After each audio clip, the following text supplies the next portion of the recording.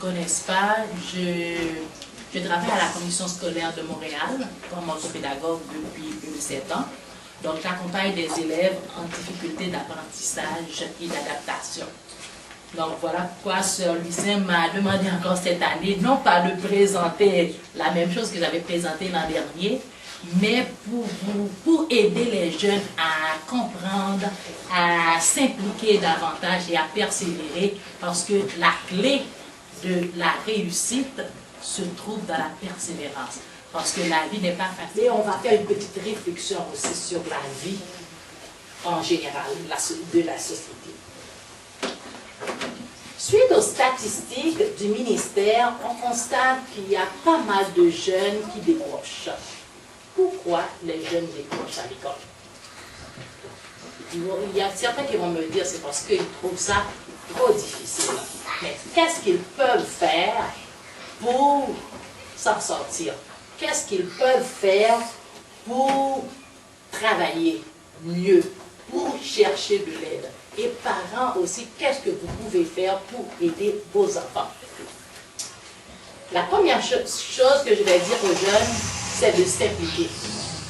Vous allez vous impliquer dans tout ce qu'on va vous demander de faire à l'école.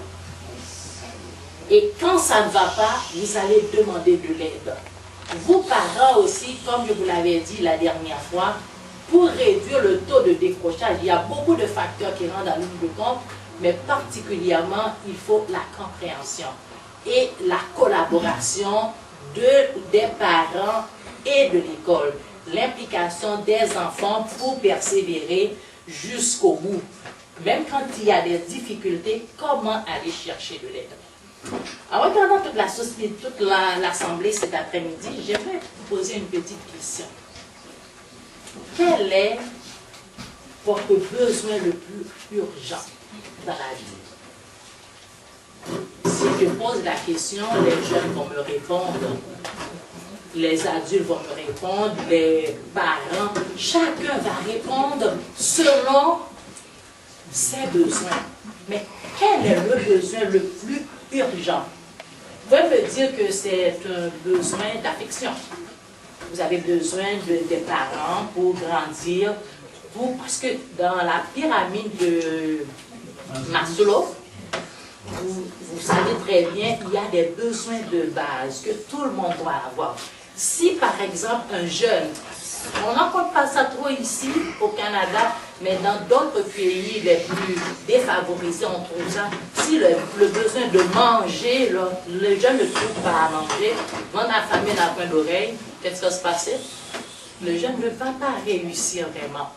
Mais en posant cette question de l'affection, je peux dire que les jeunes ont besoin de ça. Comment on peut leur fournir, combler ce besoin pour eux autres? Le besoin de nourriture, le besoin d'argent pour les ados, les parents. Si on a besoin d'argent, ça ne fonctionne pas. Le besoin d'emploi et pas mal de besoins. Si je prends le temps de vous poser des questions, chacun va me répondre quelque chose différemment.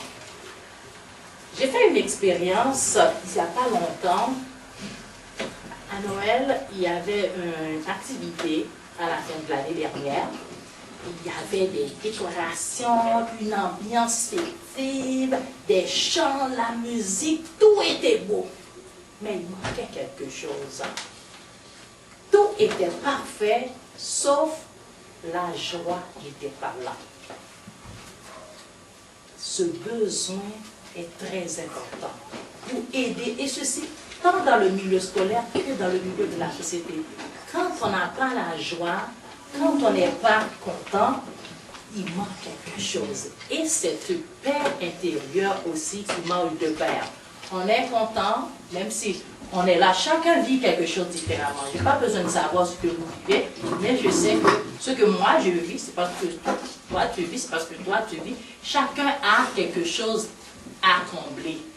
Et la joie et la paix intérieure, c'est tout ce qu'on va réfléchir là-dessus cet après-midi pour dire comment on peut y arriver. Et ce n'est pas quelque chose qu'on peut acheter ni au magasin, ni à la pharmacie, nulle part.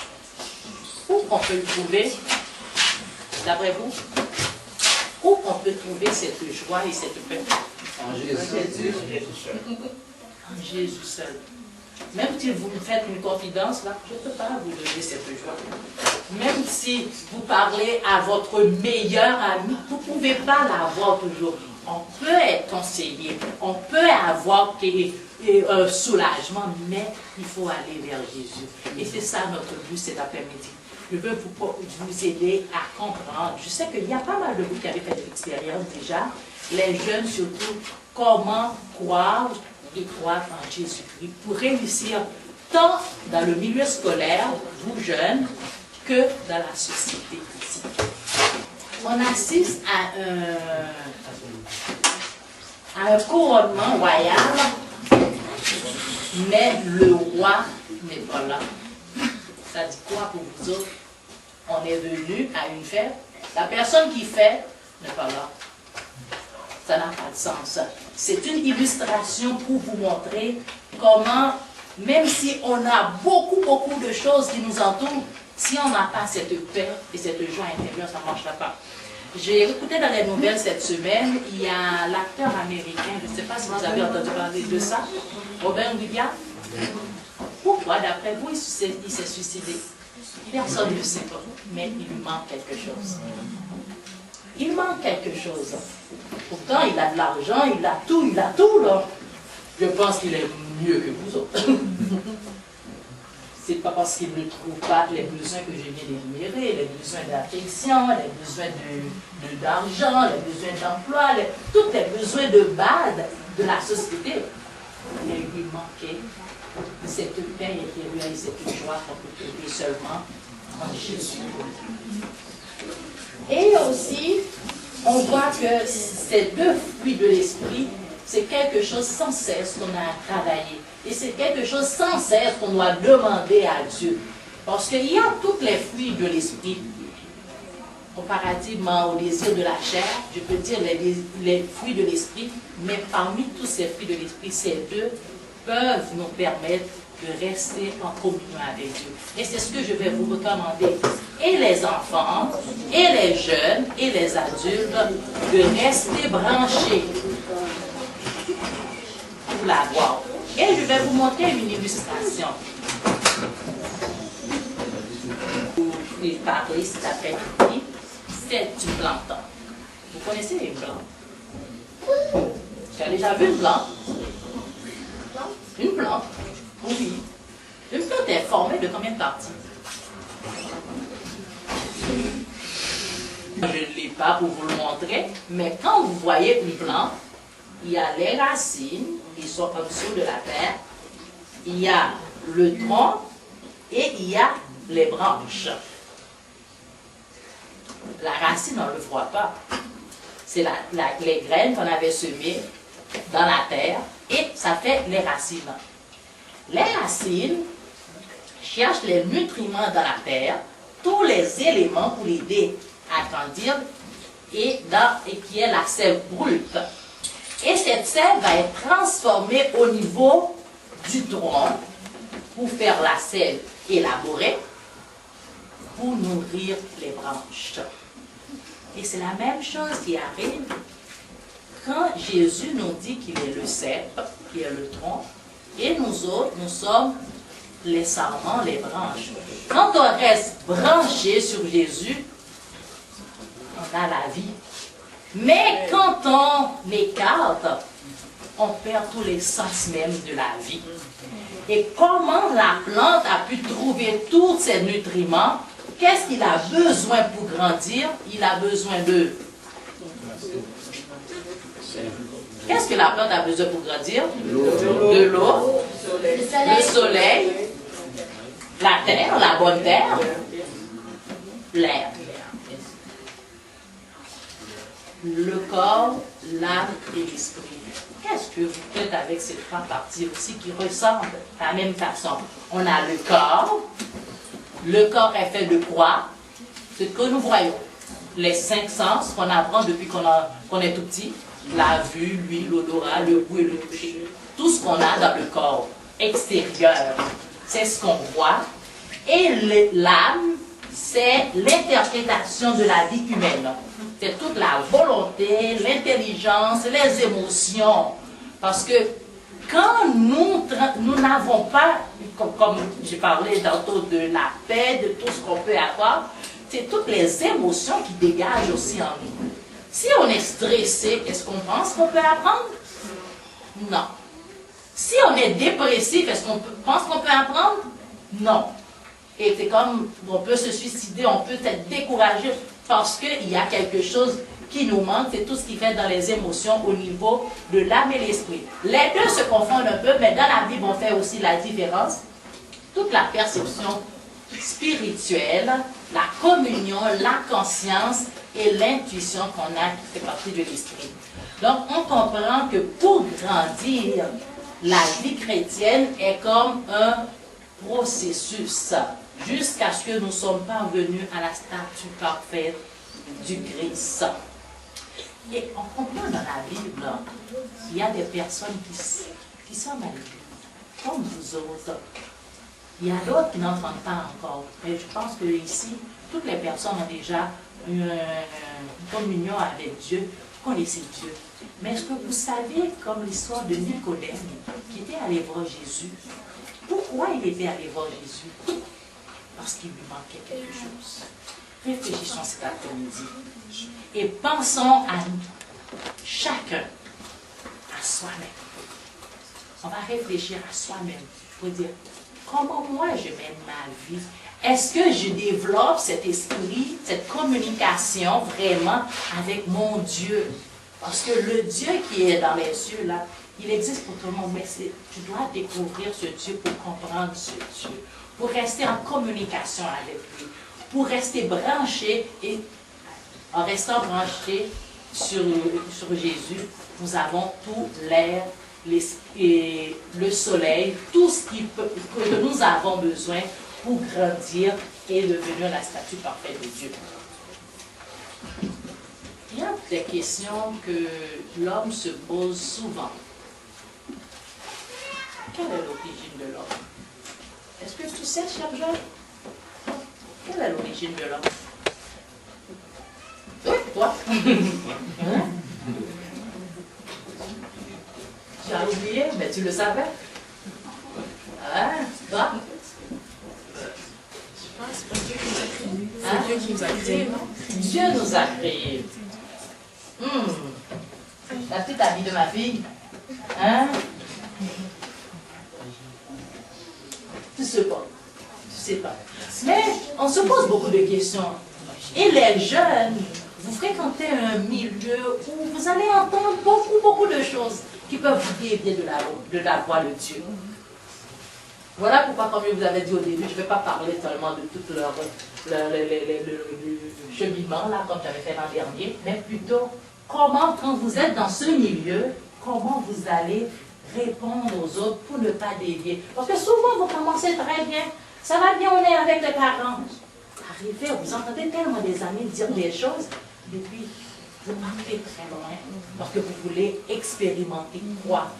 Comme il y a pas mal de scientifiques qui démontrent comment que la théorie de l'évolution, de Darwin, comment l'homme, il y avait tout un processus pour que l'homme a été transformé, l'homme est du sang. On constate que tout ce qui a été dit au fil des temps, les scientifiques même disent le contraire.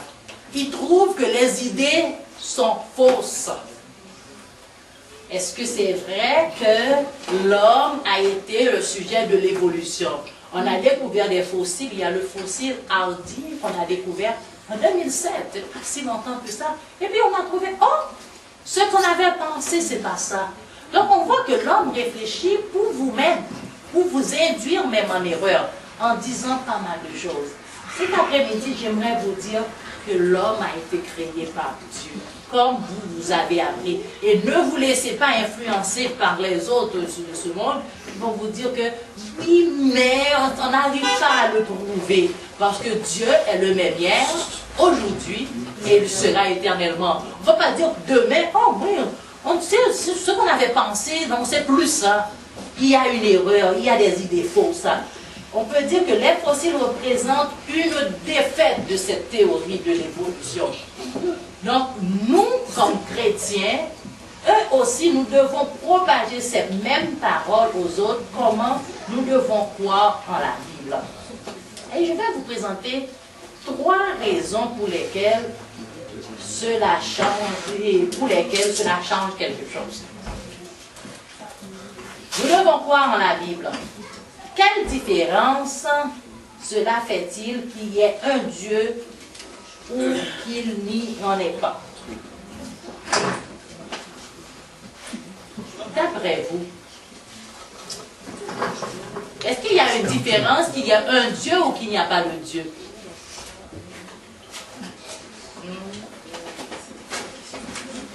Ok, là-dessus, et on dit, mais oui, ça ne fait rien là, qu'il n'y a pas un Dieu dans la vie.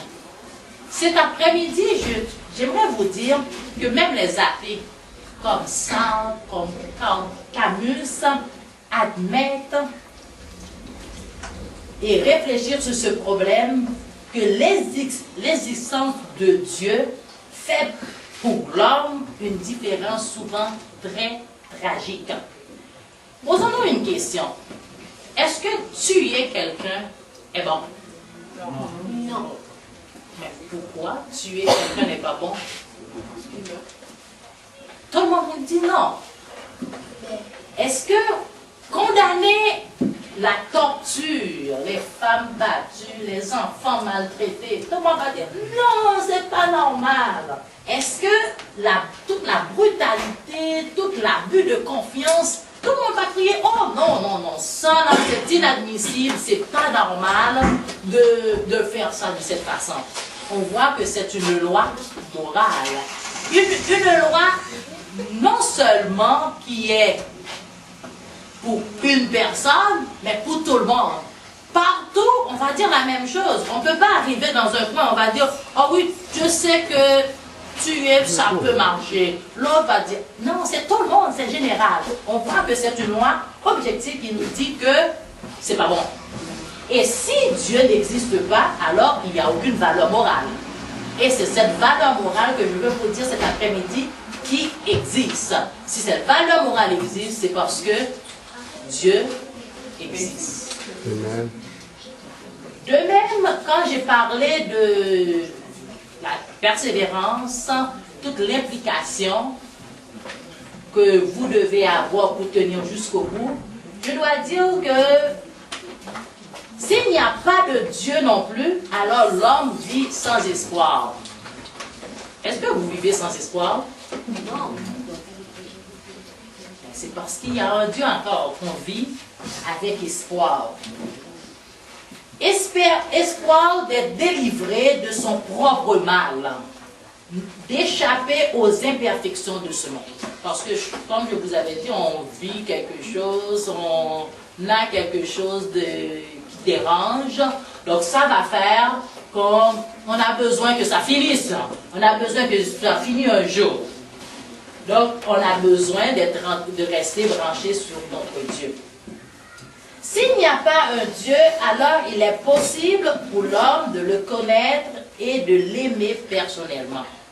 En se posant aussi cette même question, on dirait pour tout le monde que ce qui est important, c'est faire cette connaissance de ce Dieu, développer cette relation avec ce Dieu, pour comprendre et grandir avec lui à tous les points de vue. Et cela paraît, c'est vraiment magnifique qu'il y ait un Dieu qui nous aime et qui nous adore comme ses propres enfants. Sans Dieu, la moralité objective est impossible et l'homme vit sans espoir. Donc voilà pourquoi vous devez savoir que c'est important dans la vie de croire qu'il y a un Dieu. Parce que s'il n'y a pas un Dieu, la vie ne serait pas comme nous le vivons. Maintenant, les raisons de croire que Dieu existe nous montrent que l'existence de Dieu explique le mieux pourquoi l'univers existe plutôt que le néant. Parce que c'est toutes des raisons de vivre qu'on a. Si on peut comprendre, on dirait que tout ce qui commence à exister a une cause. L'univers a commencé à exister, donc l'univers a une cause. Et il faut que cette cause créatrice de l'univers soit elle-même un être sans cause, inchangeable, éternel, immatériel, d'une puissance inimaginable qui n'est autre que le Dieu que nous ne voyons pas et qui existe. Donc, il est important de croire que Dieu existe. Et l'existence de ce Dieu explique le mieux l'ordre complexe de l'univers. Parce que souvent, l'homme arrive à une situation où il n'arrive pas à comprendre. Et quand il n'arrive pas à comprendre, qu'est-ce qu'il fait? Il abandonne, il décroche. La solution de la vie ne se résout pas ici. Quand vous ne comprenez pas comment on peut demander de l'explication, comment poser des questions pour trouver des réponses. Chacun doit mener sa vie pour rencontrer son Dieu. Les scientifiques ont découvert que l'existence de la vie intelligente exige un équilibre complexe et délicat, des conditions initiales aussi. On peut comprendre que tout ce qui est dans la vie, toutes ces conditions est due aux lois naturelles, soit la chance, soit une intelligence créatrice. Et ce n'est pas dû vraiment à la chance ni aux lois naturelles, on peut dire que c'est à une intelligence créatrice. Et cette intelligence créatrice n'est autre que Dieu. Donc nous pensons que Dieu existe et l'existence de Dieu explique le mieux les valeurs morales dans le monde. Et ceci, comme je l'ai expliqué au début, c'est universel. C'est universel. À travers le monde, on peut trouver des personnes qui résistent, qui ne comprennent pas, mais on doit dire que c'est universel. Tout le monde, même s'il pose des questions que moi, je n'ai pas envie de savoir. Moi, je ne vais pas à l'église, je n'ai pas envie de... parce que je ne crois pas. Mais des fois, même en se posant cette question, en réfléchissant à cela, c'est parce qu'il croit à quelque chose. Sinon, il ne dirait pas ça. Mais je ne crois pas, mais tu existes. Comment tu fais pour vivre dans ce monde? Comment tu fais pour fonctionner? Comment tu fais? Il y a pas mal de questions qu'on a à se poser pour arriver à la source qui est la vérité en Jésus-Christ. Amen. Il y a un grand athée qui s'appelle Friedrich, dans le siècle passé, qui a déclaré l'amour de Dieu.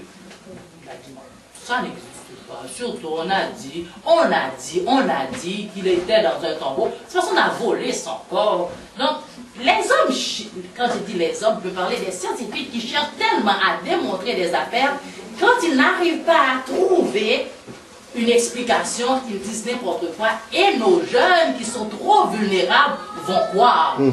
Voilà pourquoi je vous expose ça cet après-midi pour vous dire, faites attention. Les jeunes, je pensais que les jeunes en ont besoin parce que quand ils sont avec nous, ils comprennent, ça va. Mais quand ils se retrouvent dans leur bande, je peux dire, dans leur clique, ils changent leur fusil d'épaule et puis ils se mêlent à tout ce que les autres font et puis ils croient aussi à ce que les autres font aussi. Et puis c'est quand ils se sont trouvés dans des situations difficiles, c'est maintenant ils vont se poser des questions pour dire « Oh, si je savais !» Mais si je savais, des fois le mal est déjà fait. Comment pallier à tous ces problèmes au début? Donc on peut dire, si Dieu n'existe pas, les valeurs morales objectives n'existent pas. Et comme tantôt je vous dis, toutes les valeurs morales sont universelles et tout le monde le croit là. Il y a des affaires, tout le monde sait que c'est pas normal. On n'a pas besoin d'être chrétien pour savoir que faire l'abus de confiance là, ça ne marche pas. Je te fais confiance, tu m'as trahi là, ça tout le monde le connaît là. Ça c'est les valeurs morales. Mais les valeurs morales existent. Donc si ces valeurs morales existent, c'est que Dieu existe aussi. Dieu existe. Donc, la dernière partie, c'est pour dire que l'existence de Dieu explique le mieux les faits historiques concernant la vie de Jésus. Vous connaissez très bien la Bible, là. Pas mal d'entre vous. Vous connaissez l'histoire de Jésus. Comment il est arrivé sur scène. Comment tout le monde a été étonné de sa façon de faire, de toute son autorité. il a déclaré aussi que le royaume de Dieu est venu et que le royaume de Dieu est venu et comme une démonstration visible par tout son ministère, les miracles qu'il a fait sur la terre. Donc on peut conclure que la vie, la résurrection de Dieu sont vraies. Et Dieu est vivant. Car il n'existe aucune autre explication à donner que Dieu est vivant. Nous sommes, par contre, dans l'obscurité spirituelle quand nous nous mettons face à ces situations, quand nous nous mettons avec les gens pour démontrer le contraire. C'est pourquoi il est si irréel de comprendre que vous avez le droit de tout rejeter, mais sachez, chers membres, chers amis présents aujourd'hui, que l'expérience intérieure de Dieu révèle son existence. Cherchons de tout votre esprit, de toute votre âme, de tout votre cœur, cette connaissance personnelle de Dieu pour trouver la paix et le repos en lui. Encore, l'espérance et la persévérance sont au cœur de la réussite et scolaire et sociale. Mais pour le comprendre, il y a pas mal d'impact des bonnes œuvres d'un chrétien qui va le faire. Et comment les bonnes œuvres peuvent vous aider? Les bonnes œuvres ne vous sauvent pas. Ça ne veut pas dire parce que vous faites juste des bonnes choses, vous avez déjà le ciel. Mais c'est pour dire que c'est parce qu'on est sauvé par grâce. Mais avoir une bonne conduite, ça aide. Parce que votre lumière brille partout devant les autres. Ils vont voir vos bonnes œuvres et ça va leur permettre de convertir, de changer leur fusil d'épaule, de se ranger du côté de Dieu et vous allez croître, vous allez grandir en Christ. La vérité est un impact marquant sur notre espoir en Jésus-Christ. Nous avons la ferme assurance que Dieu peut nous aider à s'en sortir dans n'importe quelle situation. Des fois, c'est pas facile, mais Dieu aime. Faisons confiance à Dieu. Les retombées seront très grandes pour vous. Vous allez être comblés de bénédictions.